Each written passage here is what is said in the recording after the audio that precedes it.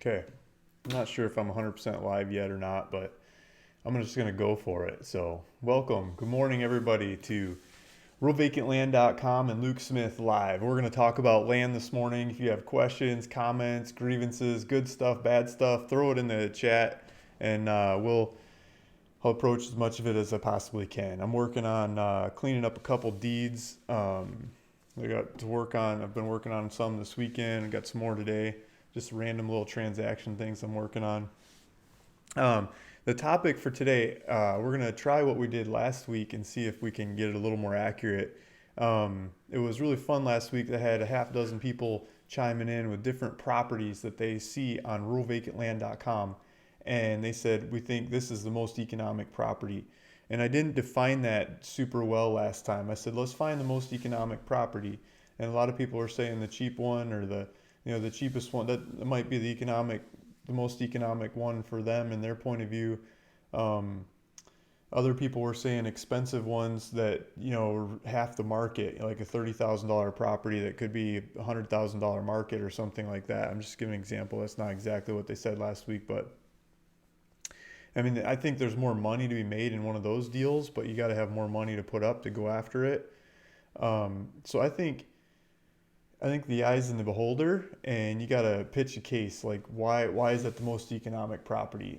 You could pitch percentage wise, or you could pitch dollars, or good combination of dollars percentage wise. And what I'm going to do is I'm going to give a piece of land away, just one of these crazy Arkansas properties. Just it's not so crazy. It's a real piece of land, right? It's just they're easy for me to get my hands on, and I can use them as tools to give away. I can't afford to give away much, but I can afford to give away one of the Arkansas properties, not one that we've already got on the website because those are different deals. But I'll get a new one. I'll get a new one and give that to you. Do the paperwork to make it happen. The way I can do the paperwork, I can get the transaction costs really low and the purchase price really low, and get you to sign the paperwork and accept the property that I'm giving to you and paying for, and then you can do whatever you want with that property. You could go resell it. You could put it on eBay for $1. I'm sure somebody will buy it, right? And see what it goes for. The first property I ever put on eBay for $1 went for $3,383.33. And it was a gift to me by another land dealer guy to get me into the business. That was Steve Butalo of Land Academy. Gave me that property as a sign-up bonus to signing up to his land dealing education program. And so I'm grateful to him, and I've got a link to his stuff down below in the description of this video. And so if you want to go to a Land Academy conferences or educational series, he's adding on more educational series about houses and other things as well. But I'd studied the land side and went for it on the land. So to wrap that up, for people that are just coming in, what I'm asking is, um, neighbors doing tile, I guess. The uh, the most economic property in your eyes on ruralvacantland.com. Like, what is it? Which one? Give me a specific property. We'll look it up in the show and we'll compare and contrast. And you could say it's the most economic because of percentage, what you could sell it for, or what you could add on financing, or what you could fix it up for, or into, or where you think the opportunity is in that property. It doesn't necessarily have to be percentage or dollars. I'm thinking dollars and percentage. A good juxtaposition of the two could be awesome, but yeah, don't just say the property, but why you think it's the most economic property. What could you do with it? I think painting that picture from your point of view could be really cool to hear and see. And I'll give you a piece of land if you're willing to do that. The one that I think is, I'm just going to judge this and pick out one that I think is the best out of the crowd.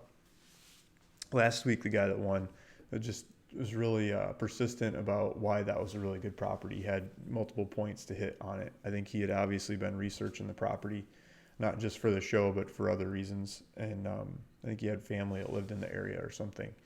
Okay, so there's a research project while you're listening to this. You can go start researching, or if you already know properties, throw them into the comments. I'll dig into the comments here in a sec. I wanted to give some updates on the deals we've done in the past. The Arkansas properties. People send in money to buy Arkansas properties, and I've been using the money to buy Arkansas properties.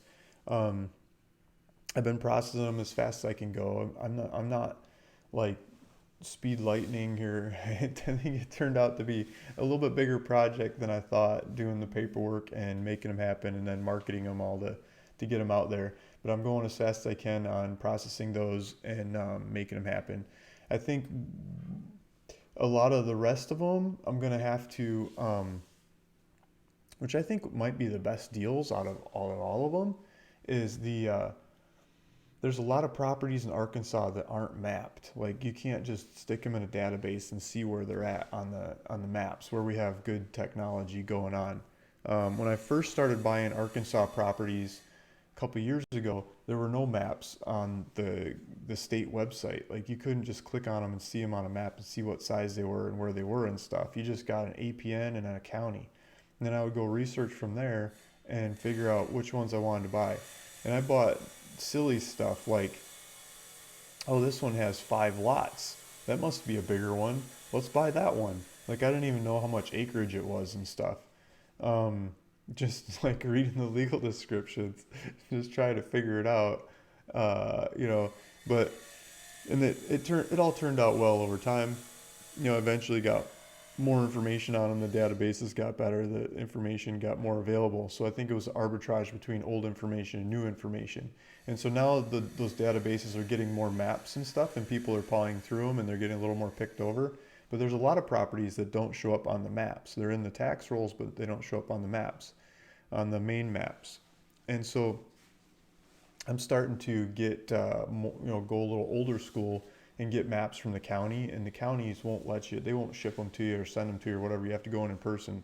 So I'm getting people to go in person and get maps of the areas that have a bunch of properties that I might be looking to get. And when I have maps and I can figure out what size they are and where they are and if they have access and stuff, and maybe they have houses and who knows what else on them that no one else is looking at and figuring out. And I think that might be the biggest treasures of those Arkansas properties. So digging through the archives, I think we'll get some more bountiful harvest on some of the next waves. But we'll see. Um, the first wave's been pretty good already, anyway. So so I wanted to give you an update on those. This weekend I sent out.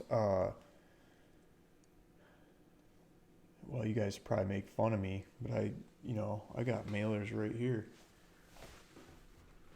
Like I'm sitting behind the castles of mail. Like I printed my own just because I want it to go fast. I was up late last night, just slamming out some mailers.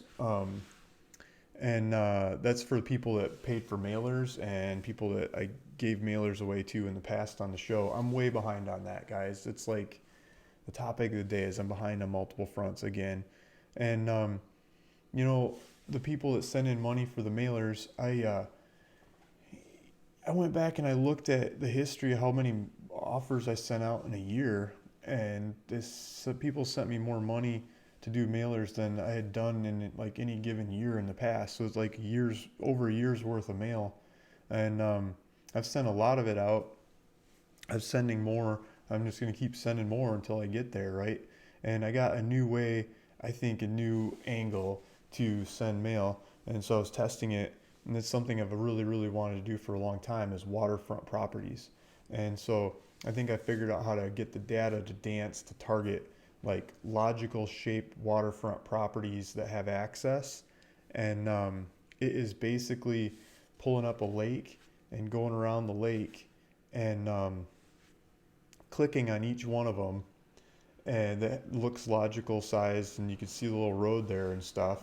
The houses next door, they're infill lots on a lake. There's not very many of them left, And then pricing it by the lake, like what are the houses going for and taking some percentage of that, or what are the vacant lands going for if any of them have traded recently, and taking some discounted price to that and applying it to all the properties in the lake with maybe some size differentials, but not much, and then sending the offers. So I think I'm getting that process set up so I can automate it more and do it in more volume. So I've been testing out the first phases of it, and we'll send these out and see how they go. Get these pretty customized, like hand signed and everything. and we'll see if we get some response on those. So mailers are going, and I'm targeting. I don't know if I should say it on the videos, but the way I'll just throw it out there, the way I was targeting the pricing of these properties is I'm trying to get them so like $100,000 below what I think we could sell them for. Um, and the idea being the financial partner, have somebody that finances the properties, I could pay them like half the money, half the profit to selling it there. And then the people who put up the money for the mailer, I give them half of my profits. And so basically I end up with a quarter, and the person who put up the money for the mail ends up with a quarter of the profits, and the person who puts up the money for the property gets like a half of the profits. So if we can take $100,000 spread out of one of those properties, I'll get like 25 grand, and the person who put up the mail will get like 25 grand, and it just leaves a whole lot of room for error. Maybe the people get back to me and they haggle, negotiate, and everything else, and we figure out something else, or they want some higher price, and I'll just try to option it and get it under contract, and then either sell the contract or sell the property and make it happen. So if you send in money for mail, sorry it's been so slow, but I think the dollar spreads what I'm asking for. I got the nerve to ask for bigger dollar spreads. It could mean a lot more profit to you if they actually come through. Okay, so, and then, yeah, I wanted to check out the website for the new listings on there, and I want to check out, first let's jump into comments, and I'll throw up the new properties in the background while I pull up comments.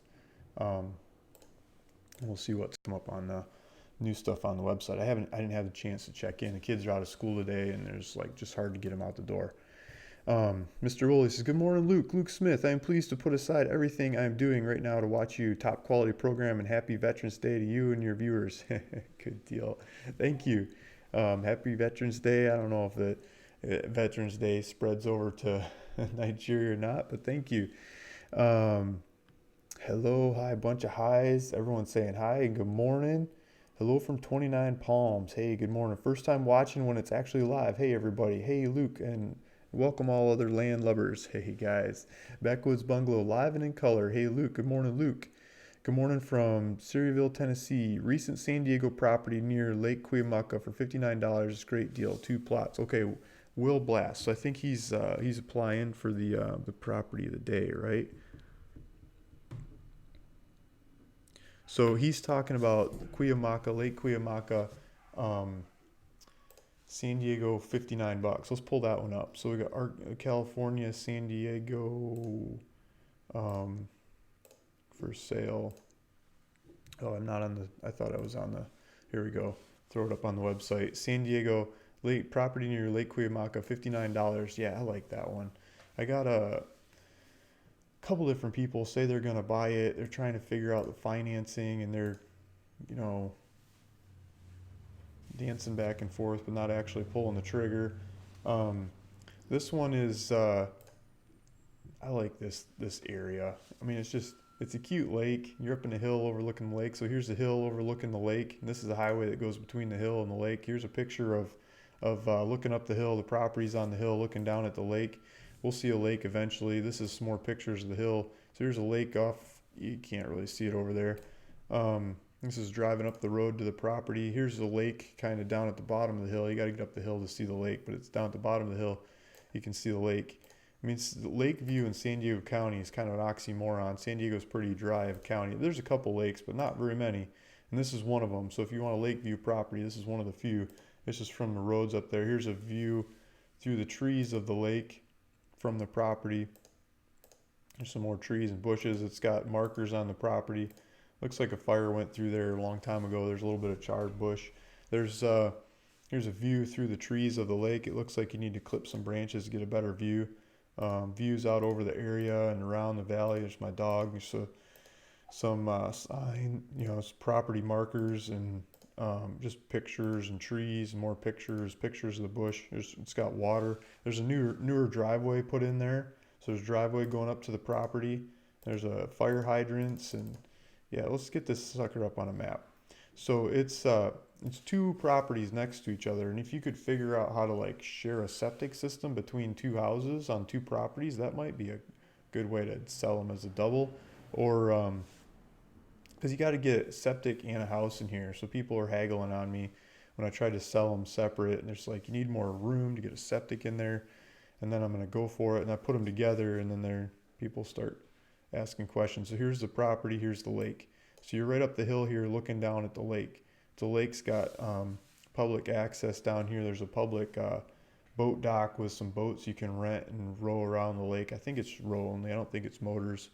Um, I don't think you can launch your own boat here. I don't that I know of, because it's a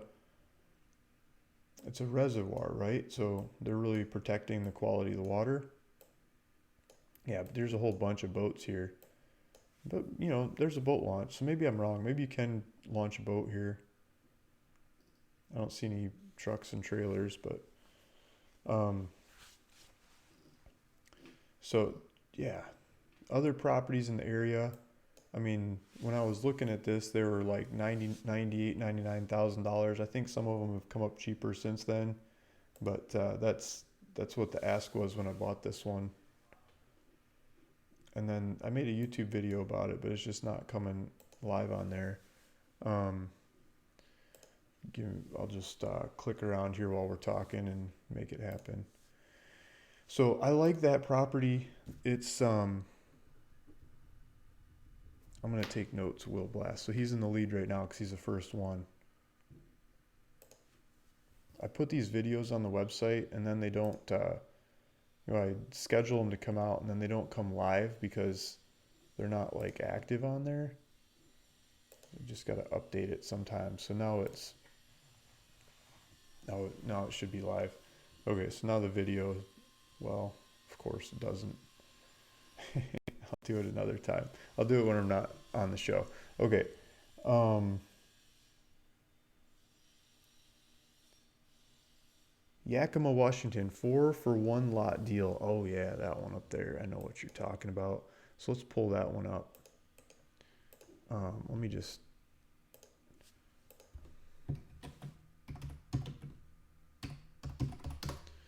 get that one fixed. Okay, so Yakima, Washington. Um,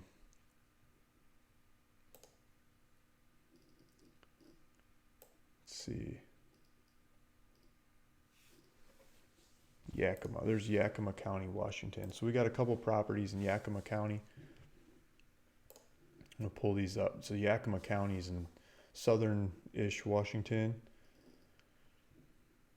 35 acres. Yeah. So this one is the one that Iowawa is pointing out.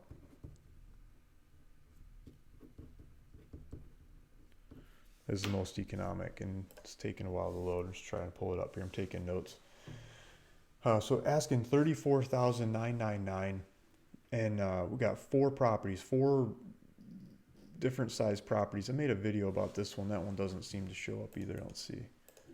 So I started producing a bunch of videos. I had like 6 videos or sometimes 8 videos a day coming out most of the last week. And I haven't circled back to get them updated so they show on here.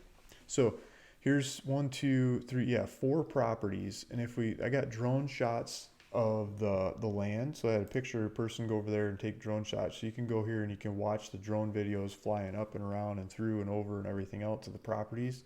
And I got it mapped out here with the 4 properties. So I could sell either any one of these separate or all of them together, or however you'd want to go for it. But so I've got the package of 4. If somebody wanted to pick up the package of 4 and go sell them off one by one, I mean, it's already split and ready to go. There's a road that goes through the middle, and this line is basically following that road. And you can kind of see it there as it fits in. That's how it's split up. So if we zoom out, Yakima's right here. So it's right on the side of town. And so here's Yakima, here's Costco, here's Walmart over here. Here's Walmart on each side of town.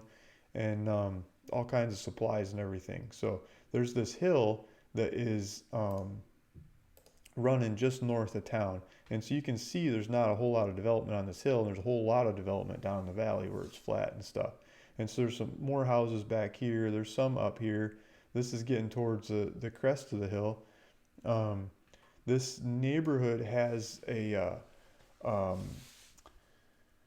don't know if you call it HOA, but it's not so much an HOA as a road maintenance fee. And so the only thing they do is collect money for the road up there, and they take care of the roads. And they snow plow the roads. I mean, they're supposed to keep it all snow plowed in the winter and grade it out in the summer and stuff for the money that goes to the roads. And so I've heard that it's hard to get up here in the winter. Like these roads, sometimes it'll take a while to get them snow plowed out and ready. But if you're okay with that, you can get land really cheap and look over town. So a whole bunch of nice cheap land right there on the top of the hill. I mean, this is a little bit higher right here, but right next to where it's flat enough to use. This is kind of crazy or steep here, but it's flat enough to use. Top of the hill, right next to the top of the hill, to go look out over the area. And you can see there's a old, well, maybe there used to be a homestead there. It looks like it's been cleaned up. If you look at modern pictures, there's a power line running by it. I don't know if this is like a radio tower or something. Yeah, there's like a radio tower there. I mean, that shows you we're at the kind of ridge line, right? Who knows, maybe you can get a cell company or something up there to rent your property. So I kind of think the Cuyamaca one, the San Diego County one, I'd go with that as the most economic one over this one, because it's like San Diego County, you got more buyers, more people shopping it than up here. I like this one. I'm not picking on it. I'm just personally, I like the San Diego one better. Say cost potential to sell at 18K. Owner will carry finance. No fuss, no muss. 37,000 gross. Escape Seattle. Social mess and crowds. Nice. Iowawa's got it figured out to go sell it on owner finance. I bet you could make some really good money on it. I'm not saying you can't make money on it. I'm just trying to compare. We're trying to boil it down to one good one. So I think you're right on Iowawa. Maybe it just got more in it for the San Diego one in my heart. Maybe that's not very fair judging, but we'll keep swinging. Will Blast, a $12,000 property just north of Memphis with the old lady as the neighbor. Great deal also. Yeah, there we go. I know which one you're talking about. I don't know if I could pull it. I think it's Mississippi County. So if we go to listings for sale in Mississippi County, there's a house that I think I lowered the price on that house after looking at it. Let me pull it up. So Arkansas, Mississippi. I was looking at the front of it going, oh man, this is awesome. And then if you drive like where the lady is taking care of the lawn in the front yard and you look back at the house on Street View, yeah, that poor house has it's got something going on. This house right here, this house, 12,999. So I think I end up saying in the video of this one, please, feel free to make an offer. This video is not updated on here either. Let's get this one.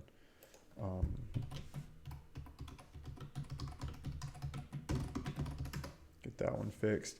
So like if we look at the street view on this house, I was asking 12,999, and because I was looking at the front of this going, yeah, this looks like a good one. Yeah, I'm all excited. This is the wrong side of the street. But this side of the street, I'm like, yeah, this looks like a good one. Looks well put together and everything. Here's the lady he's talking about, and I can't see what's going on. Okay. So she's out there with the watering can taking care of the front yard when the Google guy drives by, right? I don't know if she's gonna wave at him or what. But then if you look back at the house up over here, if you guys go to this property on the website and you play with the maps and look at it, it's like somebody tried to move the house and it fell apart or something. And then they stopped moving it. But I don't know how they're going to move it out of there with a big tree in the front yard. Like, you got to, chop those trees out if you're going to move it. They're going to try to get between this tree and that fence. Good luck. So, I'm not exactly sure. Maybe some of the foundations rotted out. Maybe they had it on some old railroad ties or something that finally gave out. And yeah, see if I can get it zoomed in there. Look at that roof. That's not your first choice of a house. I don't want to pick on the ones I got on the website, but I'm looking for an offer. So just feel free to make me an offer on this one.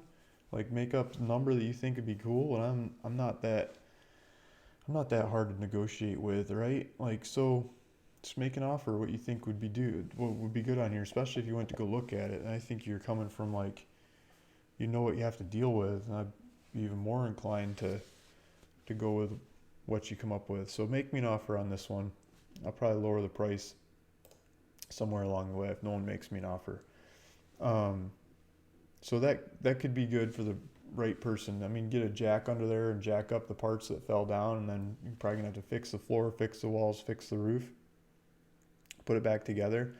I still think I'm gonna go with the Cuyamaca one. Tall grassland. Example of unmapped AR property is Crittenden County. Yeah, there you go. Crittenden County. There's a bunch of unmapped properties in Arkansas, and you got to go into the local county offices, and do some digging. So I think that's I can hire that out and get some help. I might have to get them on like FaceTime or Google Duo or something, and be on the phone with them with the camera the whole time, walking through which maps we're looking for and what that means. And yeah, take copies of this, take pictures of that, and run and gun from there. It might take a day or two to go through those offices, but I think that could come up with some jewels of some land and houses and all kinds of stuff. Terry Anderson, the land near Spokane is close to town and it seems to be growing that way. It could be a real good one. Spokane, Washington, I'm thinking. So maybe if we go to, I can't think of what land we have by Spokane.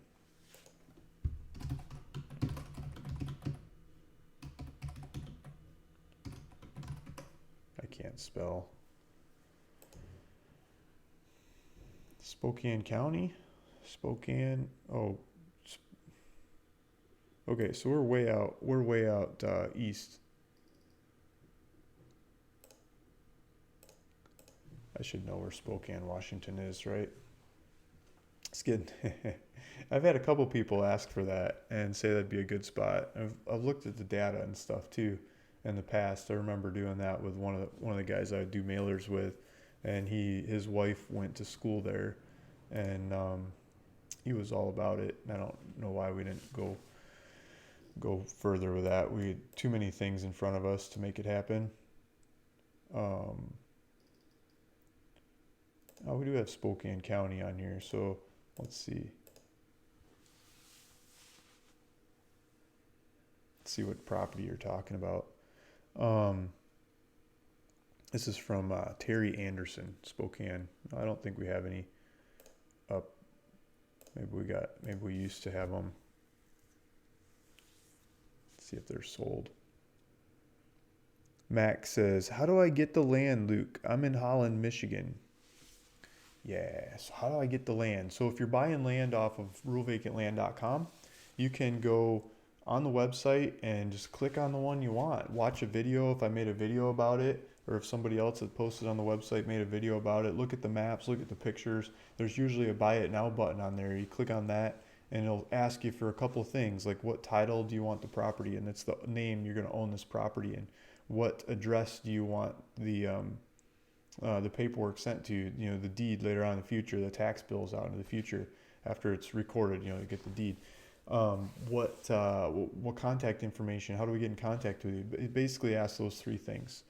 And then the checkout asks for payment information. Like you could put your ACH information in there to pay from a bank account, or you could put your credit card in there or your debit card to pay for it. And in most cases, we'll just deed the land right over to you. It might say something else in the depending on which property it is, but most of the time we'll just deed it over to you and send you the deed either by email or mail, depending on what county it is and where you're buying the land.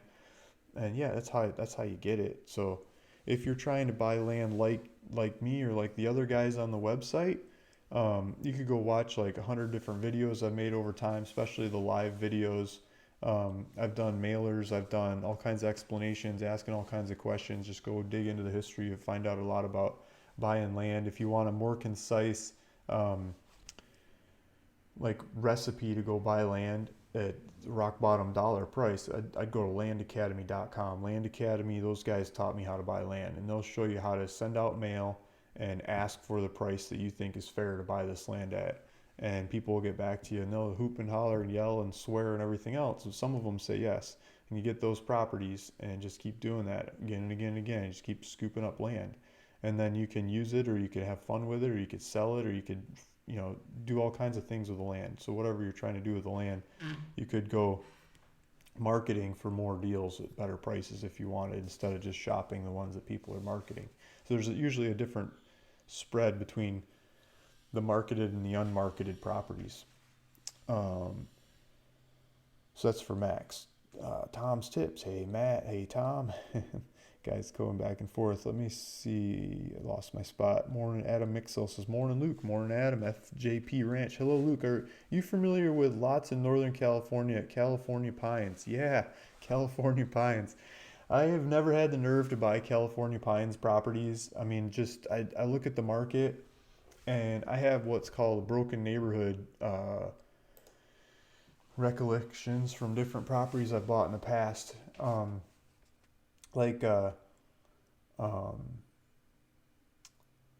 What's a good example? California City.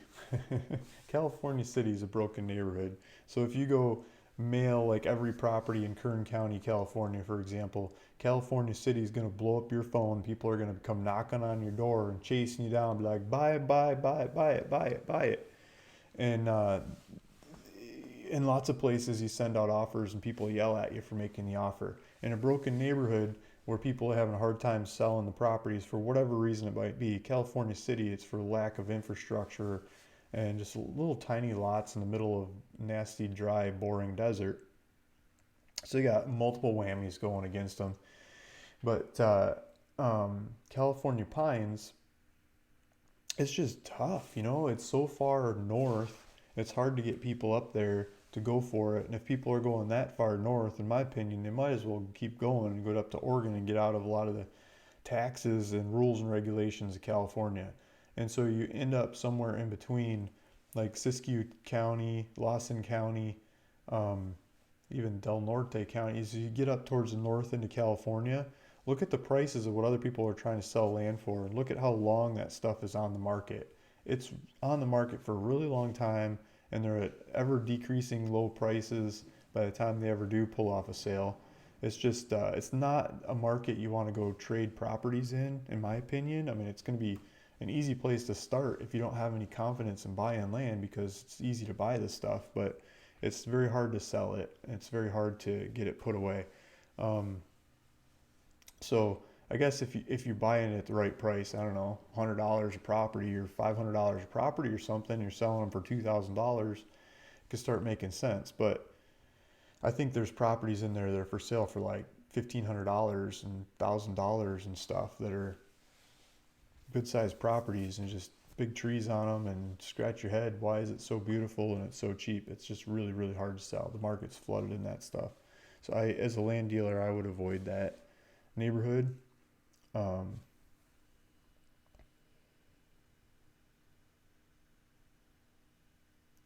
John B. Max, why would you want to live in a state like California with the disaster it's become? Yeah, there you go. John B. picking on California. It's a good question. There's always stuff wrong with California. There's stuff wrong with everywhere you go. I've done a lot of traveling. I've traveled to near 50 countries. I mean, that's just like a drop in the bucket compared to all the countries that are out there and the cities that are out there and state. I've been to all the states in the U.S. except for Maine, Vermont, and New Hampshire. Like, I've visited all the others and spent time in them too, right? So 3 states. I mean, I've been to Hawaii, Alaska, and all the rest of them, right? Except for Maine, New Hampshire, and Vermont. I'd love to go hit that part of the country. I'd like to go up to Nova Scotia, Newfoundland, and that area as well. But I haven't had the time. And, why am I saying this? Because I keep coming back to California. California's my happy place. You get crazy people walking down the street, and people look at them, and they've seen crazier, right? And they don't pick on me because there's crazier people out there. Sorry, I get to knock this one out of the way. So I don't stand out as the craziest one in the area. I think it's great to have crazier people around. And I don't know if that makes sense, but the weather's pretty nice. The economics are pretty nice when it comes to doing business. Like for land, I'll talk land because that's what we're talking about. When I put land up for sale in California, people make a cash offer. They pay for it, right? In cash. I mean, lots of them come deliver cash, but they take it through a title company or put it on a card or something. Like they use debit cards instead of credit cards. They just buy it. And why do they have so much money? They're in California, stuff's so expensive. It's because there's just more business happening here. There's more businesses started and operating and running here than anywhere else. And in the US, this is like one of the largest economies in the world, just California. I mean, you go to restaurants and cafes and stuff where I'm at, and there's a bunch of startups. There's a bunch of people starting new businesses and going for it. And they're talking about it and they're comparing notes and they're going back and forth. And I love the vibrancy of that community. And if you go to like where I grew up in Michigan, that culture's not there. They're union people and they talk about everything that's wrong or the weather. And it's just different. It's different kind of culture. So I think the culture, that positive culture, creating, building, making, happens a lot in California. It doesn't happen elsewhere as much. And I love to be a part of that culture. And the money that comes out of that culture pays bills and buys up houses, buys up real estate, buys up business, buys stuff up, runs prices up, shakes a lot of people out of town, out of the area who can't keep up, can't afford it, and can't get along. They can go buy land somewhere else or buy houses, buy things elsewhere. I just saw some statistics in the going by this weekend on some news article, and it said I think San Diego was the fifth most expensive county for housing in the country, and like two or three counties around San Francisco were higher. I think two of them in San Francisco were higher. Orange County, something in New York, and then San Diego. And it's because prices just been like zinging and lots of different ways, right? Not that that makes it a great place to live. It's been darn frustrating. We moved 4 times in the last year because prices have been going like crazy. And yeah, I don't know if I'm getting to what I want to talk about, but that culture, that passion stuff is in California, and I just haven't seen that elsewhere doing all the traveling that I have. I've seen little pockets of it here and there, but it's really strong in Encinitas, this little town that I'm in Southern California. Ann says, good morning, honoring all veterans across the U.S. Yeah, good morning, Ann. Lori Greenway, good morning from New Mexico, and thank all of those that have our, yeah. Dennis Lane, Murder Mountain would have to bring the most return with the most risk. There you go. Let's pull up Murder Mountain. So we've got, the locals are totally fine with it. I got this realtor working that property who gives people tours. She gave a couple tours this over the last couple days. I got to touch base with her and see what's going on, see if any of them are going for it. So that's California and Humboldt County, California. So if you guys have watched Netflix, they've got a series called Murder Mountain, and they make fun of, I don't know if they make fun of, they point out this part of the country that a lot of people disappear in. They don't have any proof that they're murdered, but they just disappear. And this part of it particularly, there's a bunch of greenhouses up here that people go to, and they work, and some people pick, and some people do farming of them and all kinds of things. So they make these massive greenhouses and they grow massive amounts of marijuana, and they have for a long time, and it's been one of the largest producing marijuana places in the country or the world for a very long time, and I don't think that's going to stop. So I'm going to get the video fixed on this one because I got a new video on there and it's not showing up. So I got a bunch of drone shots of the land. And then I got a bunch of pictures, and here's a here's a shot from above. So all these scratches in the forest are people growing marijuana. So people have these different properties in this south-facing hill. This is the south-facing side of Murder Mountain, and you can see these are all massive marijuana grows, and not just growing it out of pots and plastic bags and stuff, but like full-on massive greenhouses. And this property's in the middle of it. I got 10 acres ready to go for the right person who wants to go build a new one. Oh, I don't have it on the screen. Sorry. Okay, so let me pull it up. Like I was saying, there's a bunch of drone shots for it and everything. So if you look up Humboldt County, California, you can see all these marijuana grows on this mountain, and then there's this property right in the middle of it, and it's a 10-acre property, and yeah, I think that's going to be a good one for the right person. Like if somebody wants to go build one of those massive greenhouses, that's your property. That's like the right location. Nobody's gonna say anything, pick on you. They're not even gonna be able to get to your property unless they're like locals or know the locals, right? Like the whole area's. Good luck driving up there. Don't go look at this one by yourself. I have somebody to take you on a tour, and so let me know, and I'll hook you up with Haley, and she'll drive you up there. She knows the locals, and she get you through the checkpoints and go look at this property. This is like a pocket of freedom in California or in the country where the laws just don't really apply.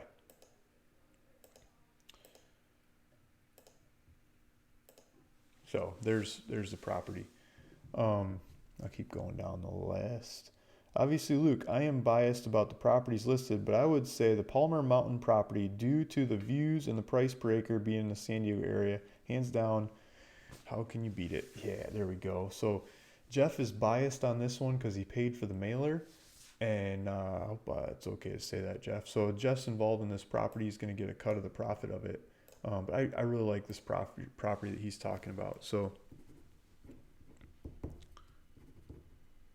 let's pull it up. So we're going to go to California, San Diego County.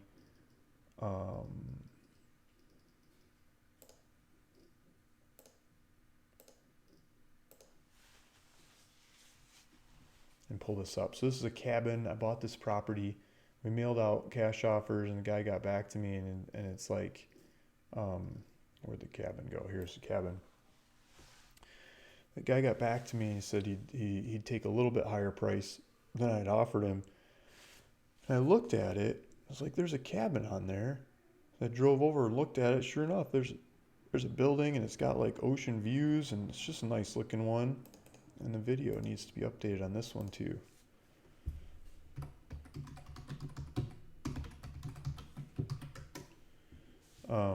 So back office is updating these videos probably before you guys can get there and look at it.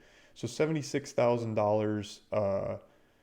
I'm asking, I just lowered the price on this. I was asking 99 or 98 or something $1,000. And we bought this property, and it's just up the top of the mountain. It's just a beautiful area, and so this is like when the bushes are thicker. I cut a bunch of the bushes back to make it easier to get back into that property. I should go up there, cut some more bush, make it easier for people to take a tour. There's a couple people taking tours this weekend. I got to check in with the realtor that was giving them tours and see if any of them are going for it. That's like on my hit list today. Let me...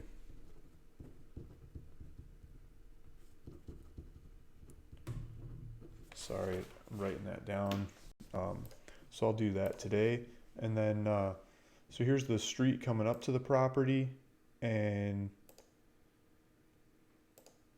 some trees. There's a little greenhouse. There's a shed. It's got solar set up on it. There's obviously growing marijuana here in the past, and it's got some views headed south, but it's got views headed out over the ocean too.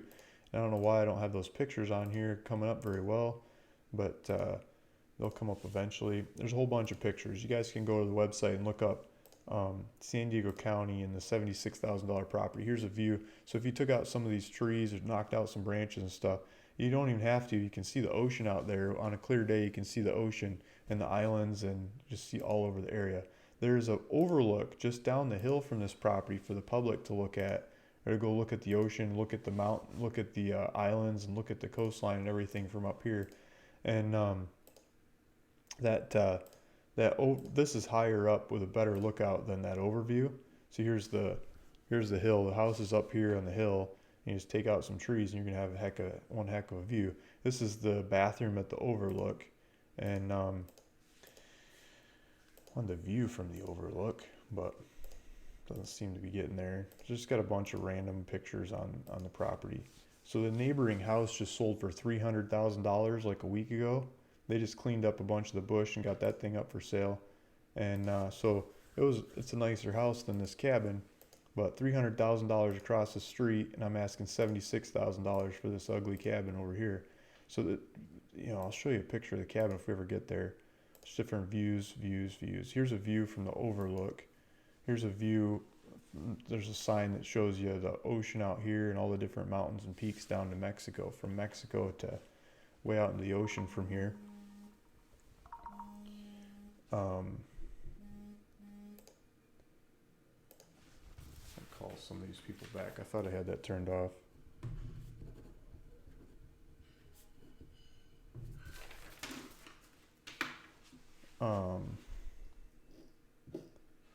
Yeah, so I'll leave it at that so the show doesn't get too long. And so that cabin versus the Cuyamaca land, that's tough. I'll come back to that. Let's keep going down the list, see if something beats them out. I'm gonna have a hard time picking the best one. Good morning, Luke and everyone. First time here, but glad I found your site. I just wanted to know if any of these properties come with water rights. Yeah, so this San Diego one, there's water rights on that one.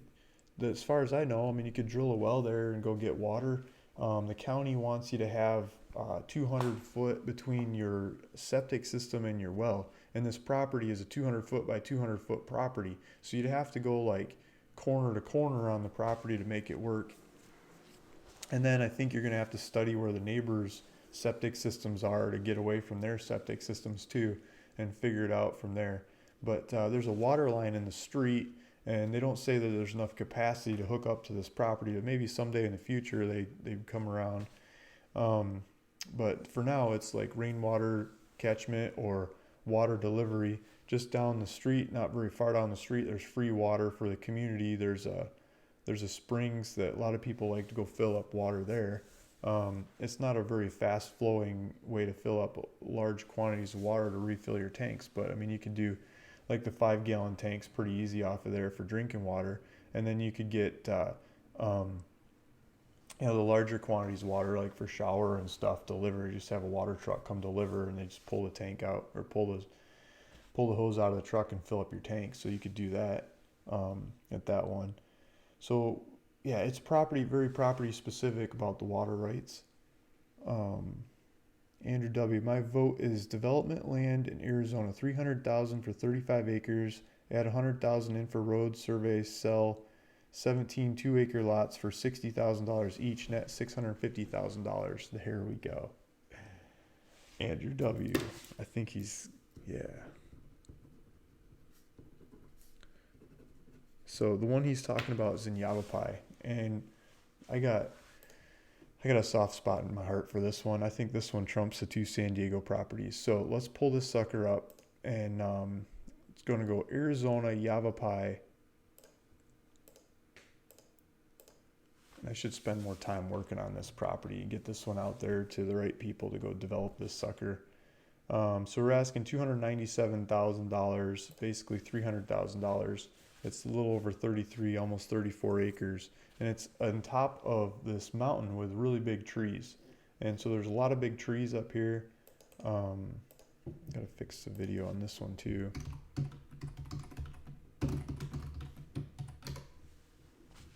So it's, you can see there's a whole bunch of little cabin lots all over the place in here. So these roads need to get extended, and you could put like a big well in here, like a water well, and split the water rights up, not the water rights, but the water distribution, or sorry, I'm not saying that right. Like put easements in along the roadways to lay a water line from like a community well. So you could put a well on here and do a well sharing agreement to split it up between as many properties as you want to make here. You have to talk to the regulatory bodies about doing that. So they get pickier the more people you share water with. But Like you do it with enough people, you have to start testing the water and making sure your quality standards are there and stuff. If it's just a couple handful, I think it's 5 people or less. I might be wrong. Then you don't have to do all the testing and commercial water system stuff. But so if you did a well here in a well share agreement and you cut this up, get it surveyed and cut up into multiple lots and sell off the lots, like he says, I think you could make a lot of money off those lots depending on how polished up the lots were. Like if you started putting driveways and road and house pads in there, you probably get really close to a lot more money. If you get the water in there, you get a lot more money. So I think there's good ways to sell lots of these bits and pieces of this property to make a heck of a lot more money. I think hundreds and hundreds of thousands of dollars, like he's saying. So I think that's going to be, I think, the most economic one. Let's go with that one for now. You take the most capital to do it, but I think it's you can make the most money off of it. You don't have to have the capital to do it. I mean, you could figure out what it would take to polish this thing up, and you could go raise the money to do it. Like just the idea, putting the idea together and getting all the numbers detailed out and presented. You could syndicate this out to friends and family and investor types, and I'm sure the right person out there could pull this off.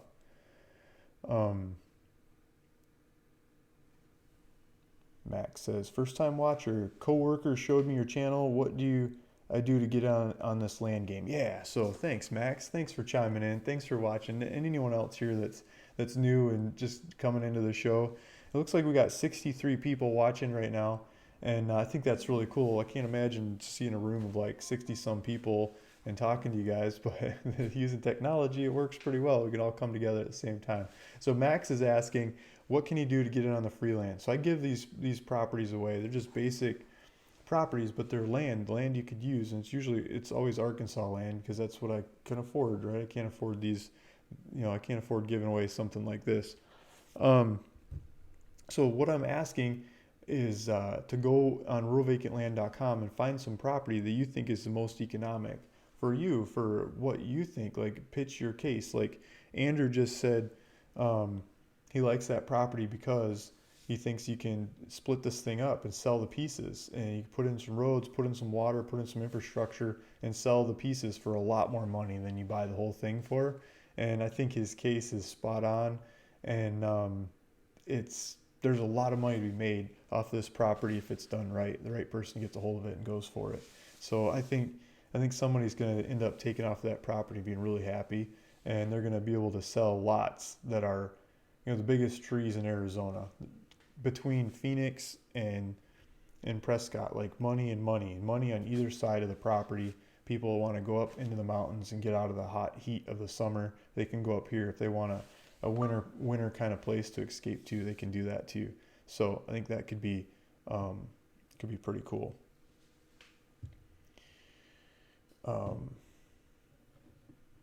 Here's what I found. My phone is it's listening to me again and thinking I'm talking to him. Yeah, so go find a property on ruralvacantland.com and present it on here, and we'll look at it, and I'll compare back and forth and give you a piece of property if I think you got the best one of the day. And if you're too slow to go research them while the show's going on, research it and come back again on Monday next week and maybe present what you have then, and maybe I'll give you a free piece of property then. It's just keep doing it every week, right? So Milan says, I repeat, Luke, 5 acres, Sutter Creek, California. I'm almost ready to buy it. I love this lot yeah,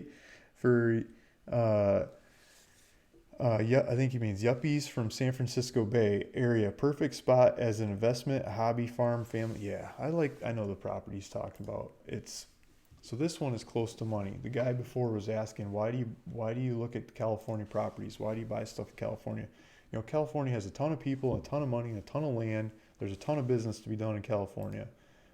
Even if you hate California for whatever reason, there's still a lot of money to be made in California. You don't have to be in California to go trade California real estate and to work on California real estate. There's a lot of other places in the U.S. you can do, and you can totally avoid California anyway. But this one, Amador County, right? He just says Sutter Creek, doesn't say what county, but yeah, it's Amador County, and 5 acres, Sutter Creek. Sutter Creek is like a winery kind of place, and it's in the foothills of the mountain. So it's not down in the valley like the Central Valley of California where it gets hotter and stickier. It's not up in the high Sierras where it gets way too cold. It's somewhere in between. So a lot of people talk about this kind of 2,000 to 3,000 foot elevation band. Different people have different definitions of it. That's like perfect weather on the backside of the valley. And I think this is in that kind of elevation band. So let's pull this up. 5 acres, $34,000. I hope you buy it, Milan. This is, I think, nice looking property. I mean, I was researching this thing for a while, and what the heck? Why don't any of these videos work? I'm gonna have to roll through the website and update a bunch of these. So when you see these YouTube links on here, it's just I put it on there and I didn't update it after it was published. $34,000 for 5 acres. Let's take a look at some of the pictures. This one's got like an old house on it that burned down or was taken away or destroyed or whatever. And so it's got power lines, it's got telecommunications, it's got trees, it's got bush, it's on a paved road. There's a power line at the top and on the paved road, and there's one along the eastern border of the property too. There's a shot going along there for the power line, a different power line. So here's some views out over the area, and got some, I think this is part of the property. This might be part of the property where something used to be built, or maybe it's right next to the road. So here's like an old foundation, like here's the old fireplace, box or whatever, where a house used to be. And so from there, it's you can see the tree that used to be next to the house has grown up and taken over, and the area where the house used to be is it's got some little bits of old junk littered there. But I mean, there should be a new house there. Maybe the fire ripped through here 30, 40, 50 years ago or something and took out the house. This is old. But an old lot like that was probably one of the choicest pieces of property in the area to build on. And the vacant land doesn't always mean it's the best place to build. Lots of times it's been picked over and picked over and picked over, and people have picked off the easier spots to build and the more choicer spots to build. And the vacant land is what's left over. So sometimes when you get a property that had an old house on it, that could be a really good spot to build. And so here's the road and here's the property down here, and I think it's just looking out over this valley in this area. You can see these areas. I mean, I think it's a nice one. So Sutter Creek is in Amador County. So if you go on the website and you look up Amador County, 5 acres, you get this property that he's talking about. Let's look at the elevation. General elevation, 1972. So just a hair under 2,000 feet. So it's basically like 2,000 feet. So it's like right there in that kind of elevation range that people seem to seek out and go after for perfect weather on the backside of the Central Valley. And if we look at the map, like what he's talking about, this is some place that people from the Bay Area can go. I'm talking about California. So 2 of the most expensive counties that were on that list this weekend are in the San Francisco Bay Area. So it's right here. They got Sacramento. Sacramento's market's been hopping, and San Francisco markets have been hopping. And you got this property right in the backside. So you get somebody, like he says, a tech person that's making some money off of whatever app or software SaaS thing they created. They can run over here and pick up some extra land and get there and back in their Sprinter van, like I think he said last week. It's a good example of who the typical buyer of a property like this would be. Tom's tips. I'm his coworker Luke, Holland, Michigan. Yeah, 6 inches of snow so far today. 6 inches of snow. There we go. And deer season doesn't start yet. Deer season's the 15th, right? Or did they change it? So deer season's supposed to start Friday in Michigan. That was like the local holiday where I grew up in Michigan. It's like nobody goes to school, everything shuts down. You go shoot deer instead. So when you have 6 inches of snow before deer season, that makes it for a nice opening day. You can track them, and it's easier to see what's going on. Good morning. Laurel Pinnock, Arkansas, $500 property, and build an earth bag or rammed earth dwelling. Biodigesters are now available that include toilet and produce cooking gas, water catchment. There we go. Laurel is going for it. Yeah, so we got a bunch of properties in Arkansas for $500. I made a video just recently about, I thought it was going to be like 28 of them, but as I dug into it, it was more like, I think 22 properties that were under $500 on the website. In retrospect, I should have, because there's a bunch of properties that are asking like $550. I should have said less than $551 or something to get a bigger number of properties.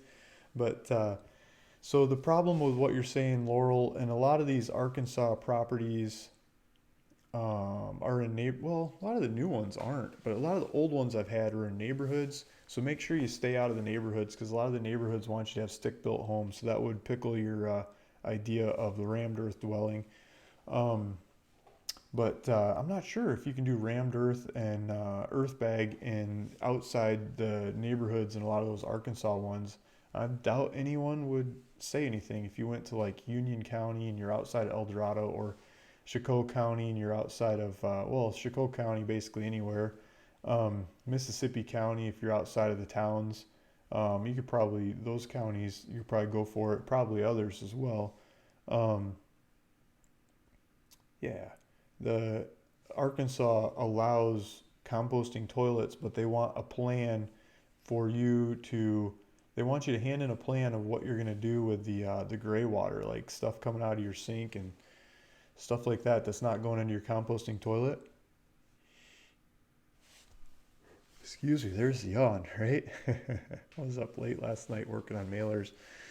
Um, Ambrose Lawn Care. What's up, Luke? So sorry, Laurel. I'm gonna skip yours. I love the idea. I love that, but I think the Andrew with the Yavapai County is my favorite top of the list, most economic property so far.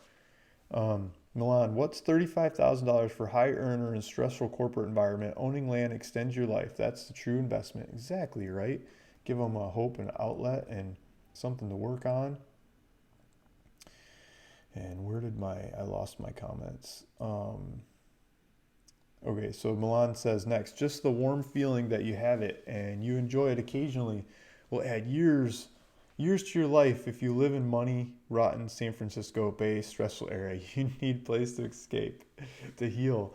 It's very true. There's a lot of people leaving the San Francisco Bay Area because it is really expensive, it's really competitive, and it's just go, go, go, go, go, go, go all the time.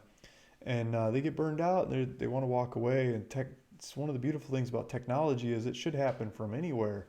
You know, the good internet connection you can make, create, and expand technology stuff from anywhere. So I think the brighter ones, the quicker ones, some of them, they do leave and they go make it happen somewhere else.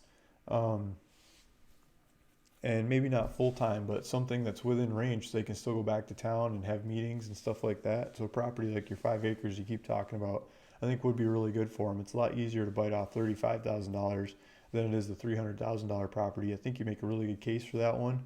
And I think someone will end up with it if it's not you, if you're not willing to go for it yourself. But um, yeah. So next, Adam Mixel says, I like the two houses for $19.99. There we go. Two houses for $19.99. I think that's a really good deal too. Can't believe nobody bought those yet. Um, let's pull them up. I'm trying to think, were they in Mississippi County or were they in Chicot County or Union County? I forget which county those two houses were in. I think it was Mississippi County. Yeah, Mississippi County. It's one of the last ones, one of the last Arkansas ones we posted. Back office working on another bunch of like another, I think it was 86 of them. They're making all the ads at the same time, and then they'll roll them out. More properties. They got a bunch of them in backlog. The back office is grinding away at making ads as fast as they can go. They'll keep coming out more and more of these kinds of deals. So $1,999 for two properties. Two properties next to each other. They both look like they have houses on them if you go look at Street View. And I think the one on the side here, it looks like there's flood damage to it. Like, it's all kind of goofed up right at the bottom. Excuse me, I'm got this yawn going on. Gotta go do some yippee dances or something, right? Some kick it out. Talk about getting off the couch, going for it. So yeah, those houses, I think there's gonna be a lot of work to fix those things up and make them happen. I think the right person will have fun with it, but I don't think it's gonna be like crazy amounts of money that's made off of them. Nothing like the Yavapai property that Andrew's talking about. I think there'll be a lot more money made off of there with a lot less work. Um, Broken roof leak scary. I would try to phone the lady next door to ask what happened. You guys want to phone the lady next door to see what happened? Let's do it. Let's call her. Okay, so what was that property? The one, it was Mississippi County, right? I bet you I can get her phone number. Let's see if we can call her. We'll call her live. So I've been studying skip tracing a bit here, and because I want to start using it for sales, right? I want to call the neighbors and I want to learn more about these properties before I buy them. I want to figure out if there's something going wrong or something, what's going on. And then when I got them, I want to call all the neighbors. Instead of just send them letters, I want to call them and say, hey, I got the property next door. I'm going to be sending over, the Harley Bikers Club wants to come set up shop. Is that cool? You don't mind, right? Yeah, I'm going to sell it to them. I didn't sell it to them yet, but just about to. You know what I mean?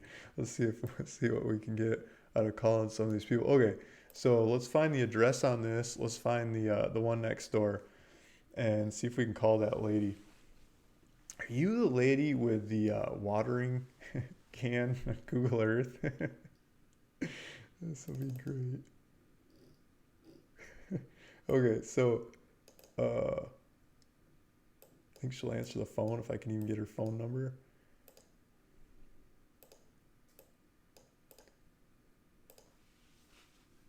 Let's see. I think that's the address.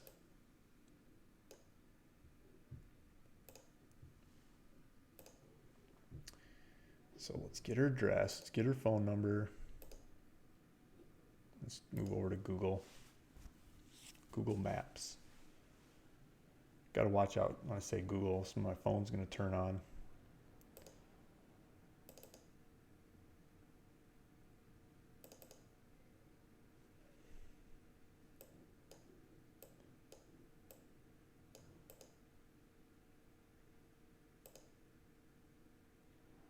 I think it's 1209 Holly Street.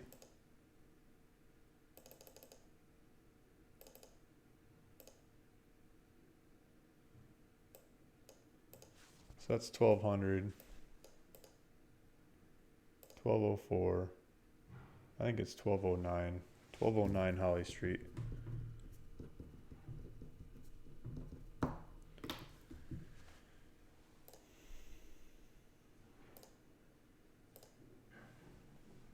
Okay, let's see what we can find.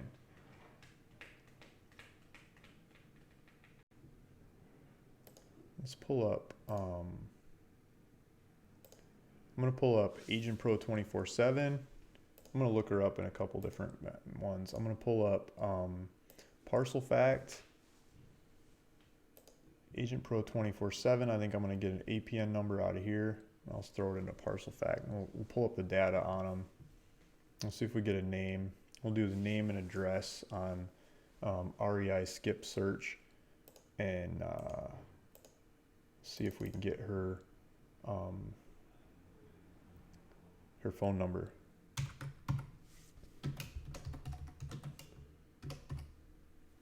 Or if you guys are Googling her and stuff, you can probably find the phone number there too. Well, I'm not in the right county. So let me pull this up in Mississippi County, right? Arkansas, Mississippi.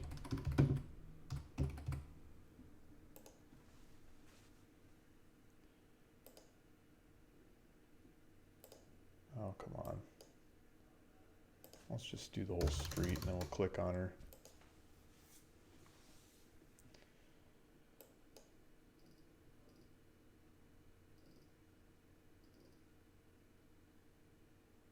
Is this the right Holly Street?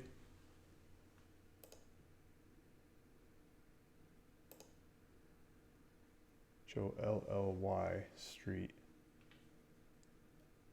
Bleethville.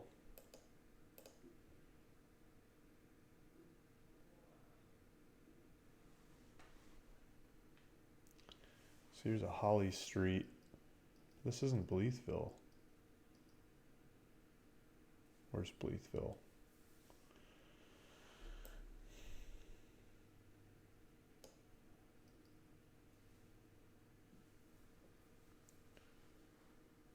Well, let's try their address search. And so I'm going to search this in a couple different ways. See if we can pull up her phone number or give her a call.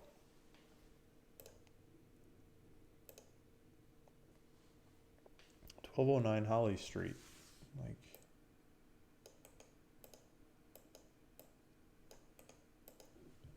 why doesn't that work in here?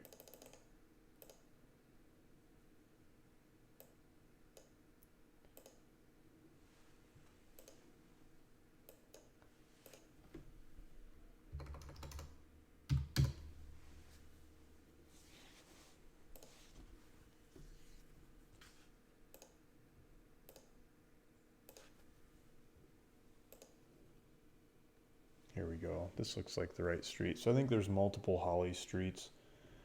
So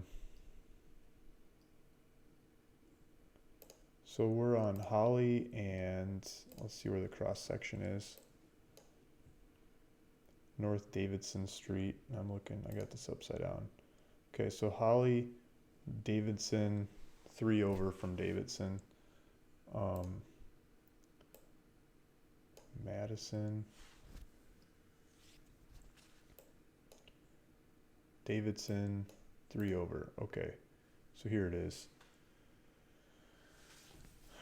Gouda Lands, USA.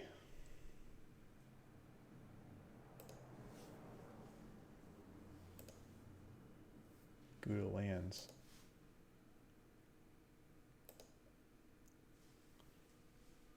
It's 1209 Holly Street. That's the third one in. What's the APN on this? Is 1727. And the one that I have, the APN is 1728. 1727, 1728. I think the neighboring house is on 2 properties.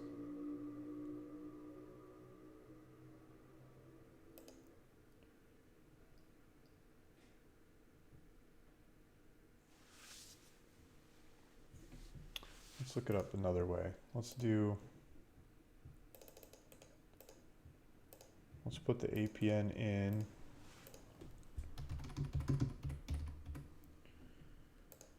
Sorry guys if I'm going a little off topic, but it sounded like fun. See if I can pull it up. See if I can get this lady's name and her phone number, call her and ask her what's up with that house. Get to the bottom of it.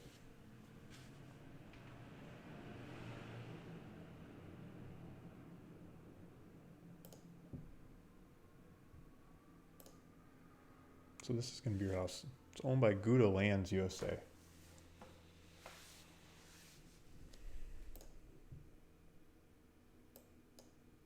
Which doesn't make sense. So maybe she's... Let's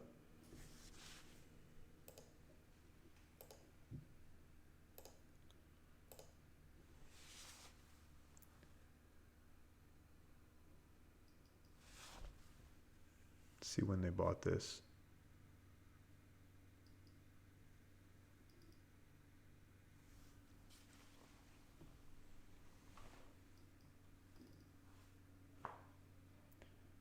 Built 1952.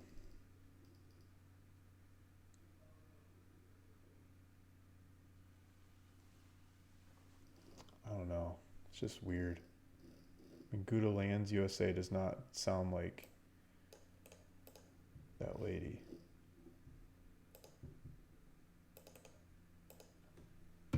I thought we'd get like her name. We could just pull it up.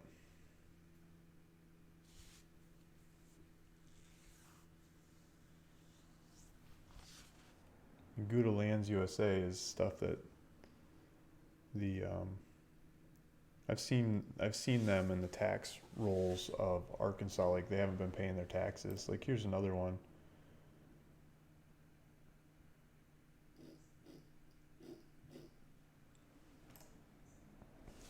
I don't know.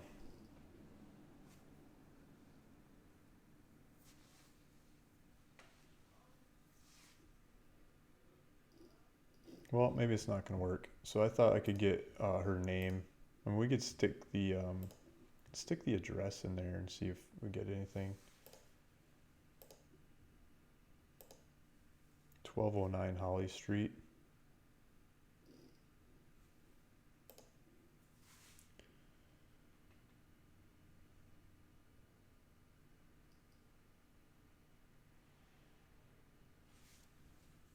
This just goes to a P.O. box in Arkansas. It's the mailing address.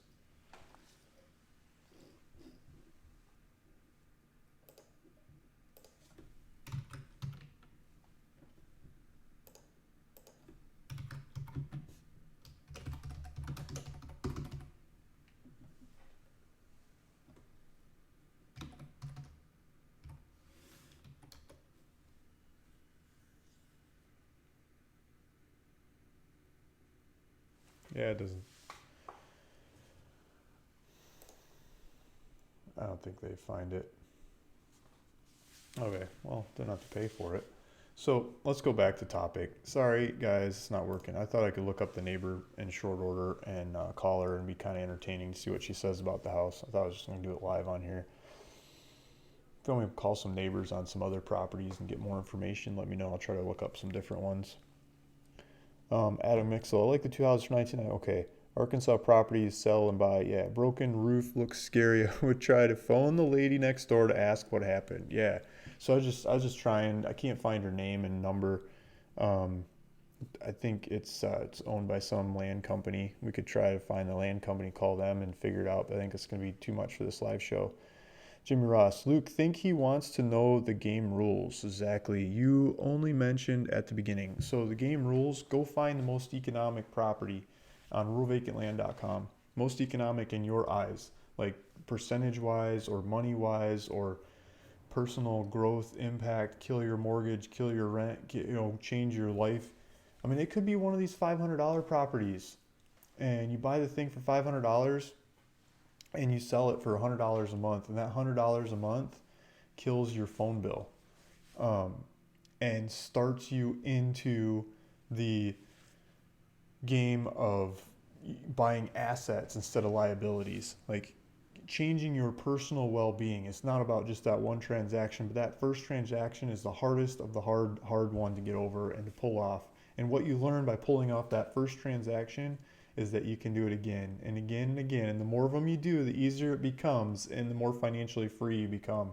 And so the economics of that can be more mind-boggling than buying the $300,000 property and doing some dancing and selling it for 600, 700 grand or whatever that we're talking about that Andrew has. I really love the property that he's got. I'm not poo-pooing it or anything, but I think that is multiple moves beyond the starting transaction that gets you into this business that doesn't even have to be a business, it's just an investment for you and your personal basis, your investment, your family, your unit, your tribe, whatever you're coming from and taken care of, right?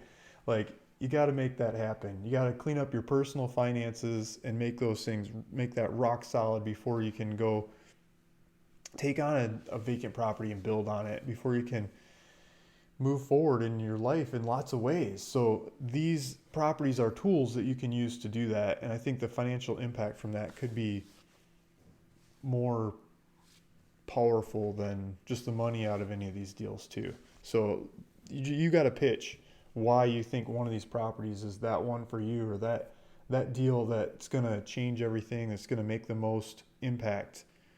I don't have a set rules for this. This is open. It's open stage. Bring it on. We'll compare and contrast. I'm going to try to judge the best land deal that you guys come up with off the website. Tom's tips. Don't tell your boss, Luke. Yeah, there you go. Love your vids. Rod Hall, California City. Axle deep sand. Yeah, that'll kill the neighborhood. Exactly. Daniel Jones. Hi, Luke. Tombstone, Arizona. So I'm thinking he's from Tombstone. That's cool. I don't know if he's talking about properties for sale in Tombstone. Jeffrey Day, John B., I can tell you, you are right in your assumption on California. I left there myself and came back east. At the same time, I miss the sheer beauty there. I think Luke shows us a way we can now do this. Yeah, I mean, California's not for everybody, guys. I'm not trying to sell you on California. I'm just trying to protect or stand up for my decision to live here. But I love traveling too. I love going to see other places, enjoying other places, spending time in other places, and that's an outlet of getting away from California from time to time as well. Rod Hall, what do you think of land just across the border from California and Nevada? My theory is that Californians want to migrate, however, so much of Nevada is bleak looking. Yeah, so it's it's even more bleak looking as the California side, just as you get close to Nevada. So I think the California side, getting close to Nevada, is is really cheap and hard to sell because if you're going that far east, you might as well go to Nevada where the rules and regulation and taxes are a lot easier. It's the same thing as going way north in California. Where California happens is right along the coast, right, a couple miles from the coast, maybe a little bit more. That's where the money happens. That's where it just bangs. That's where it happens, right?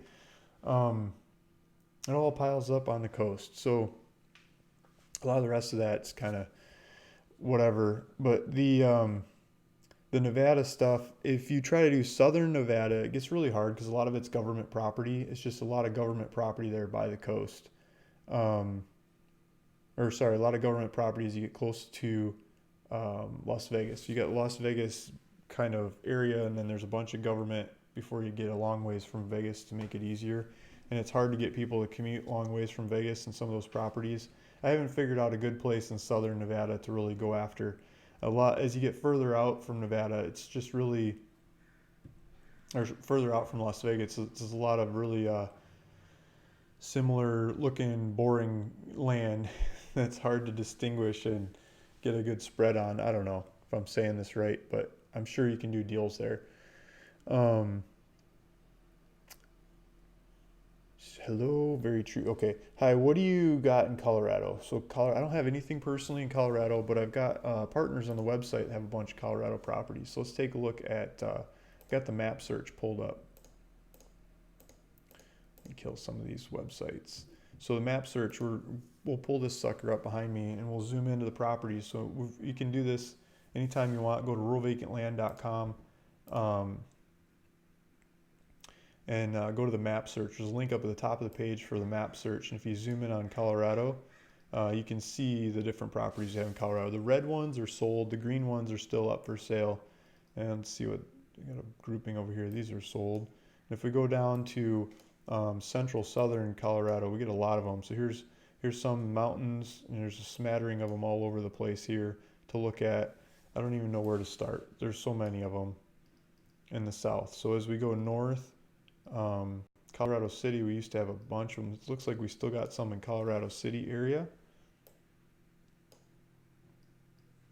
Zoom out some, see if the map will keep up with me. And we got some further north, getting closer to Denver, backside of Colorado Springs. We're getting some properties in there. And just backside of Denver, looks like we got one there. I thought we had some up north, but maybe not. Let's take a look at this one. It's the closest one to Denver. Some Clear Creek, lowest price property in Clear Creek County, Colorado. $6,999 for a third of an acre. Just on the backside of Denver. So there's a road, looks like a road. Go put a cabin. I think there's a hill there. Just put a cabin on the hill and go for it. Cheapest property around. We've got lots of properties in Colorado. Bigger ones, smaller ones, lots of them. So go dive into the website, take a look.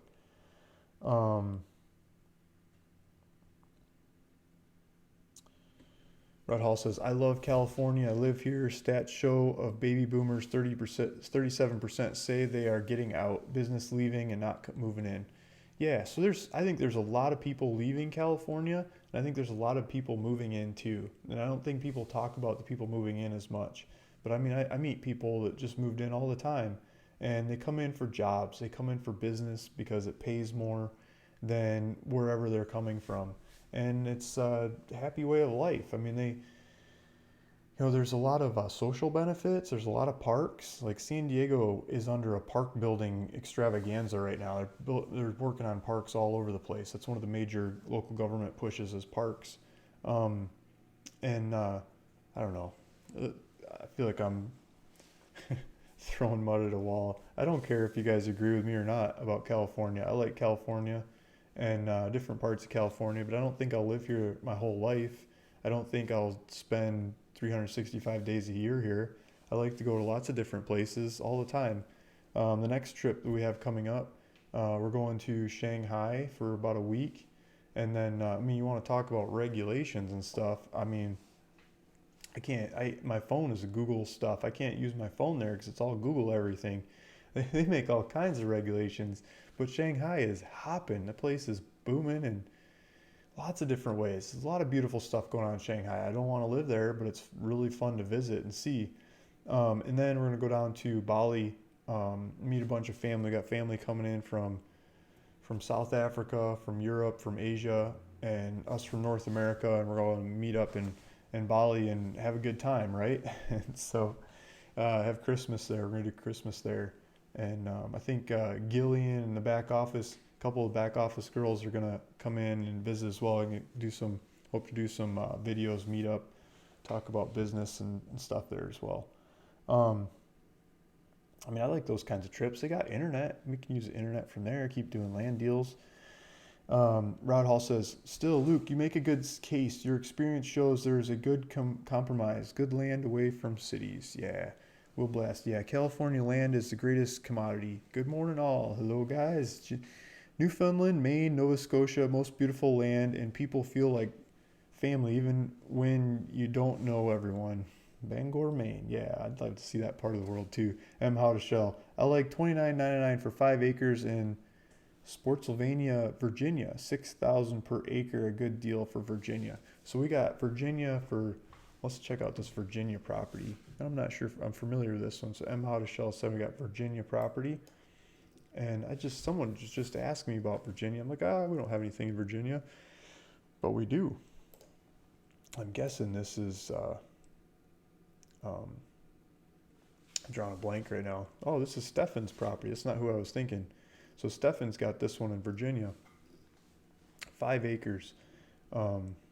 Looks like there's a road going right up to it. Let's see if it shows on the map. Yeah, Lakewood Road. This is the end of the road.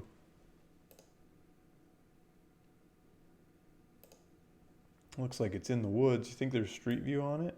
That'd be too good to be true. No street view. We can look down the street.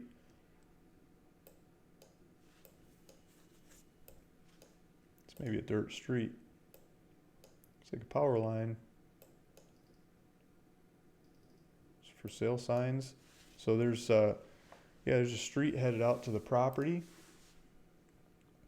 I don't know Virginia very well. I mean, I've like passed through.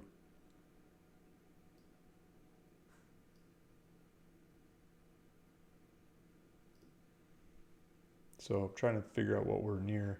Alexandria is just north. Fredericksburg isn't too far away. Charlottesville. So it's kind of between Charlottesville and Fredericksburg, north of Richmond. Okay, so it's just north of Richmond, Virginia. Washington's up there. I mean, Washington has been going crazy. The prices have been skyrocketing all around there, so I wouldn't be surprised this thing gets snatched up pretty quick. But I don't know the area very well. So $30,000 for 5 acres. I bet she gets it. It's got pictures. There's a park. Might have to study this one closer. Looks like a nice property. Oh, he's looking at prices in the area. Yeah, other people saying something just sold for $55,000. One's for sale for $55,000. So sold and for sale for $55,000. He's asking $29,999 for 5 acres. So that sounds like he's got it below the market, like they're supposed to be. So Stefan, I mean, this guy, he's in Germany doing land deals from Germany. He's a great guy. Met him just recently at the last land conference, and really nice guy. So I don't know how to say something better about him. He's got his phone number up here. You can call him anytime, see if he answers the phone. And he's got phone, email, ask him about the property. It's ready to go. Nice looking property. Let's keep going. Rod Hall says, Luke, you have lots of info about your properties. How do you get all the info like the water situation and land use? Good question, Rod. I start asking questions like, you know, one way you can do it is put the land up for sale and see what the buyers tell you.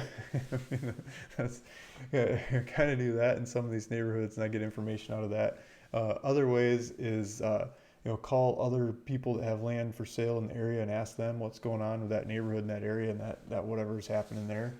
Um, you can also call the county, Google the neighborhood, see if there's some neighborhood people to talk to there.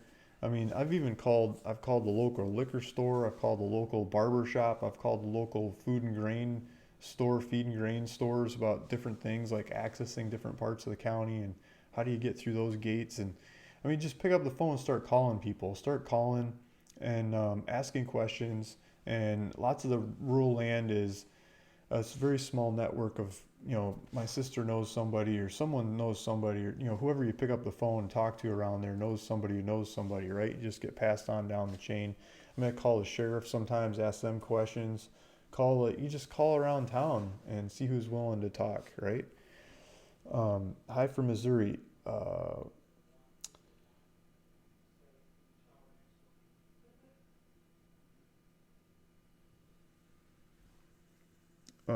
Have a good day, everyone. Happy trading and stacking those parcels. Yeah, this is educational. Okay, no, Will Blast. No, Luke. LOL. Buddy time. Yes, Luke spends many hours of his week giving free information, educating the public. There are many of us here as well that can help you if you have questions. Happy stacking. Yeah. Adam Mixo, Luke, I do have a few questions on the Baxter County properties I got a while back. If you have any new info, please contact me about it. Thanks. So the Adam Mixel, I think the Baxter ones you got, so we did the paperwork. I think the last update you got was that the county said they accepted the offer, or the state said they accepted the offer. And so what you got to wait for now is they'll do the paperwork to send deeds to Baxter County to get it recorded, and then they'd send them in the mail. And after 40 days after that letter that you got, so if you got that letter and it's got a date on it, 40 days after that, they write up a deed and they send it to the county for recording. And after the county records it, the county will mail it to you. And so you could check with the county and see if it's been recorded. What happens sometimes in Baxter County is that to get the deed sent to you, you have to give them a stamped addressed envelope. And so I'm not sure that the state's actually given them a stamped addressed envelope or not. It sounds stupid as that, right? But maybe you want to talk to Baxter County recorder and see if it's been recorded and it's like sitting on their desk waiting for an envelope to be sent out. I've had that happen in Baxter before. And then you just mail it and say, okay, I'll mail you an envelope with my address on it. They might mail it to you. So that might be just kind of stuck there, but hopefully they just mail it to you and they don't be that obtuse. A man will blast and pray and we'll get there one day. Jeff did. And Buddy Time is right. Luke spends hours, yes, selling and marketing properties, but he equally as well has been striving to help us and others learn a way out of the rat race we're all in, and possibilities. Yeah, of course. Guys, I'm right there with you. Like, living in California, the bills are just that much higher. You got to do that much more to keep up and to push forward and move ahead, right? And so these mailers I was just sending out this weekend, I'm just asking for bigger numbers. I used to buy properties for $500, sell them for $2,000, right? It's like, yeah, that's awesome. Those are really fun sales. It's great, and it's great, and it's great. And I can do hundreds of them again and again and again and again. But the paperwork and the customer service and stuff stacks up something crazy. And what if I could get larger dollar amounts out of the same kind of trade, do a bunch of bigger dollar amount ones and make even more money out of it? I think it'd be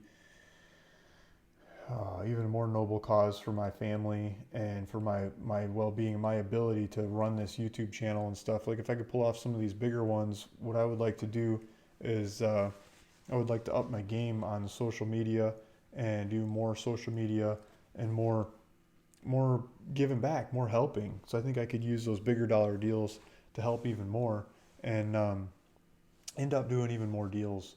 So that's the idea. Um, let's see.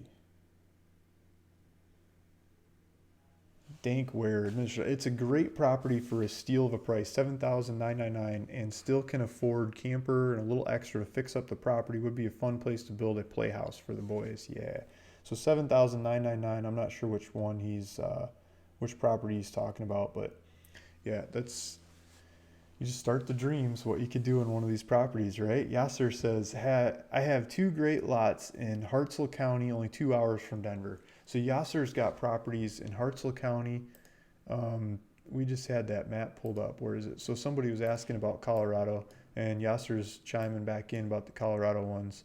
And I don't know exactly where that county is, but I'm guessing just down here somewhere.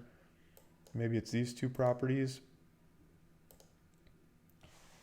Is this Yasser? Yeah, here's one of them. So he's asking 11,999 cash discount, owner financing. Yasser will do customized owner financing. So if you take a look at these properties, and if you like these properties, he's got a couple of them here. Let's try this other one too.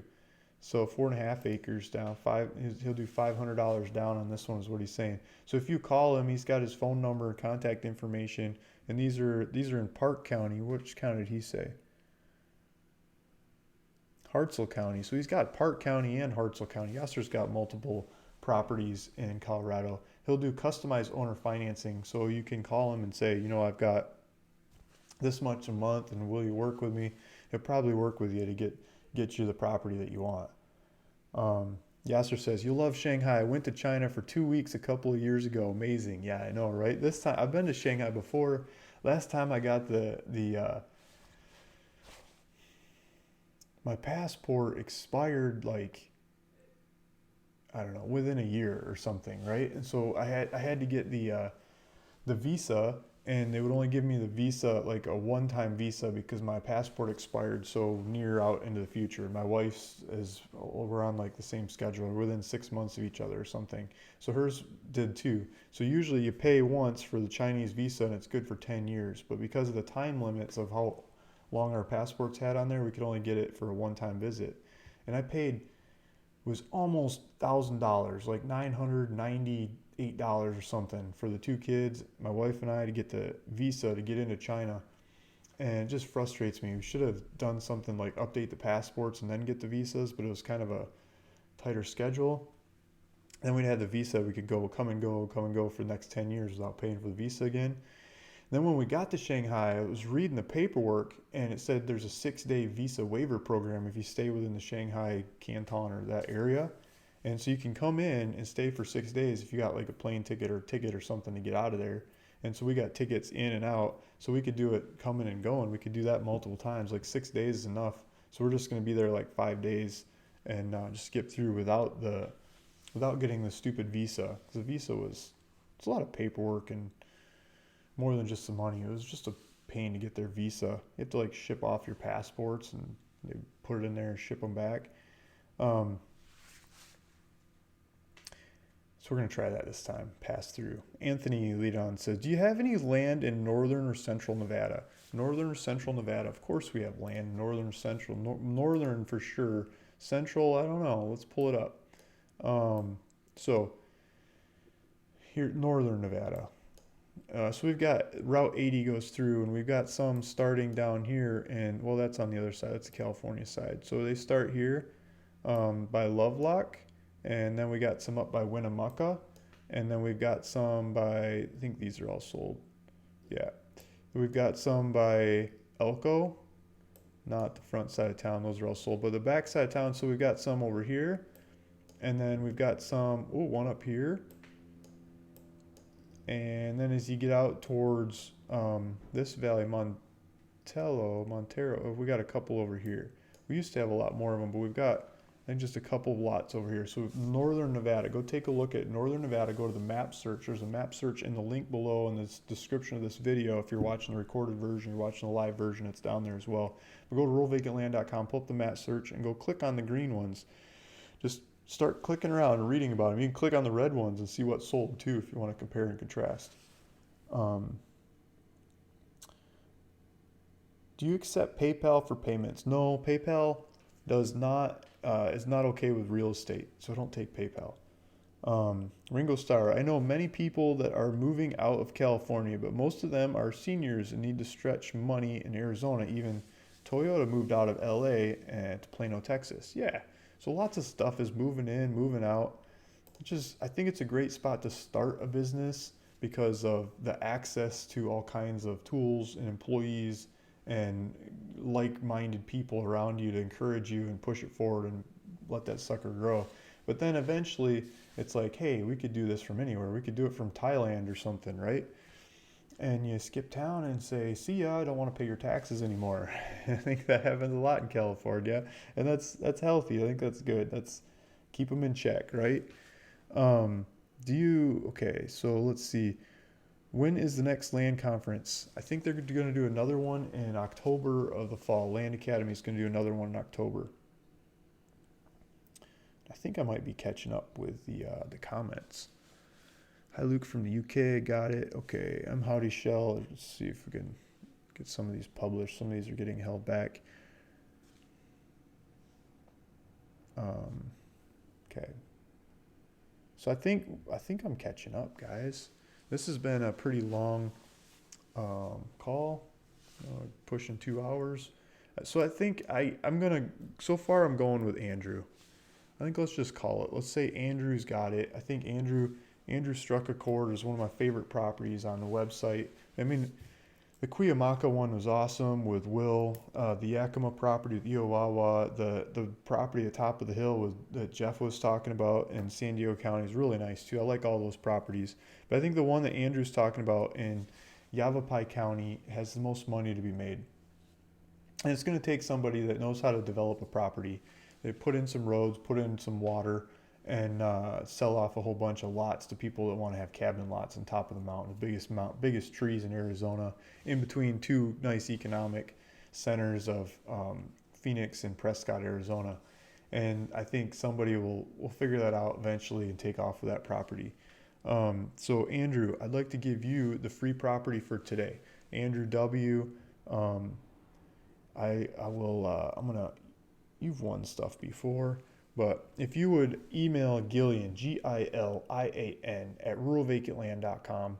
So email Gilian, Gilian, at ruralvacantland.com. Say your name, your YouTube username, your email address. Well, you probably have your email because you're emailing it. Your phone number, contact information, all that good stuff, so I can get this property sent out to you in the near-term future. Would be great. I still have a backlog of the last month or so's properties that I got to catch up with and give out to people. I just been doing multiple things. I'll get the paperwork flowing on those as well. You'll eventually get the paperwork on them.